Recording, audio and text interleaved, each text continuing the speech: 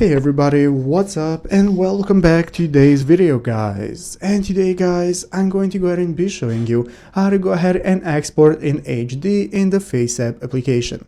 This is a very simple thing to do, so make sure to watch this quick and easy video till the very end, follow my steps correctly so you can make sure this works the same for you and you can do this yourself.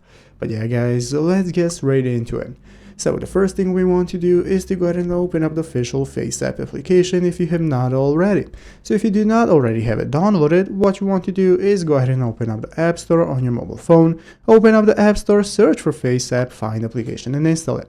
So after installing and opening it up, this is going to be the home page you're greeted by. From where we can get started with using photos either from our camera roll or from our photo gallery right here. And once you open up the picture, we can tap on it right here to get started with editing. So now here at the bottom of the screen, we are going to see all the options we have for managing our photo. We have all the effects such as the skin effects where we can go ahead and add freckles, make our skin smoother and so on. And we have the hairstyles and so on that you can go ahead and test out for editing your photos. So once you've done that and you want to go ahead and export your picture and you want to export it in HD, you're going to click the save button in the upper right corner. Here you're going to click the save button right here. Once you click on it, it's going to enable you to go ahead and save it and export it in HD. So you can go ahead and select it. What you want to do is, you can see it's going to say right here that you have saved it to gallery, and this is how to go ahead and export an HD photo. In the upper right corner, you're going to see the share button that's going to enable you to share it with friends in applications and so on if you wish to do so as well, but that is how it's done.